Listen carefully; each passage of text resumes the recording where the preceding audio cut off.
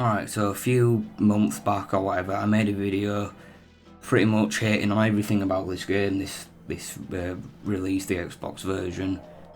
And while everything in that video is true, it runs at 30 FPS, it's not as good as what we can do on emulators and stuff like that, but I've actually been playing through this, and I don't actually have that much of a problem with the game.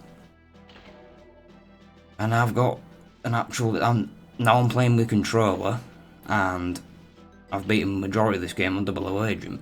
I wouldn't have been able to get anywhere near on playing it, without this one thing. So I've just got one defense, defending this. Right, so what I'm gonna do, right, is I'm gonna show you some gameplay, turn off a feature which saves this. Which actually saves this release. So I'm gonna go to aim lock and I'm gonna turn it off. Now, as we know, that aiming with the Xbox controller like this, it's way too sensitive. It's not as fluid as the original controller.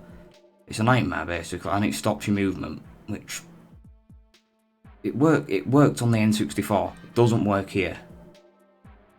So what I'm gonna do is I'm just gonna, go to this guard here. He's gonna get me, obviously. Look how easy it is to. The only thing is with controls like this is you can't explain it.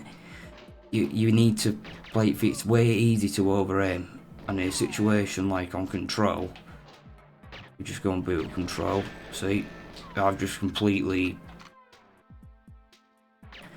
It's impossible with the Xbox joystick. I mean, thumbstick or whatever. The N64 had a mouse-like thing, so you could position this aim properly. I'm not doing so bad actually. But you try and build up a level like control. Let's just go to control here. So you notice that there's a drone, the first drone gun in this level is an absolute pain in the ass to get. With this controller,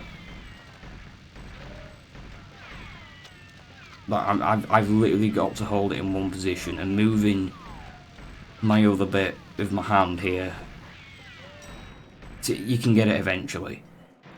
But that's not the point. It's the aiming.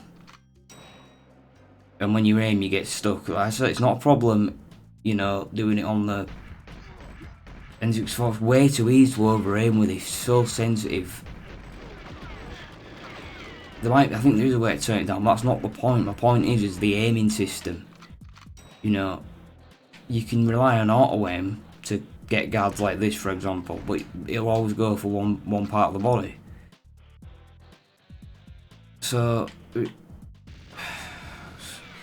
thing is with controllers, you can't explain it.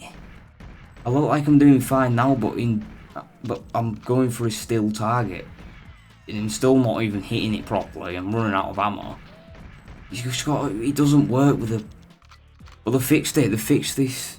They fixed this actual over aim issue with the controller. They've adapted to it. It's called aim lock, and manual aiming that isn't a problem with the Xbox controller, mouse and keyboard. But with Xbox controller, it's rarely a problem. You can see this in Perfect Dark Xbox version. I'll turn aim lock on, and now I'm completely free to move around with a precision aimer.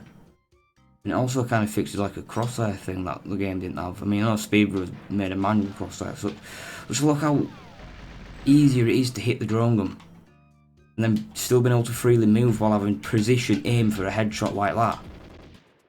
And this is the reason how I've come so far using this method, using the controller. It's an improvement.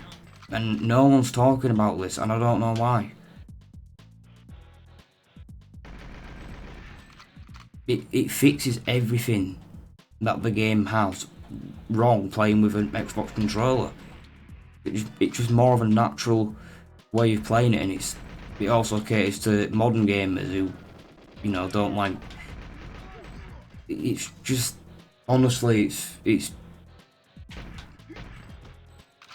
Time Splitters 2 fixed this in Homefront: The Revolution as well.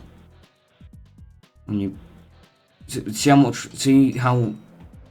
what I mean? You can't explain it, but that's just my point. This is the only defense because everything else is not that great, but that's an improvement.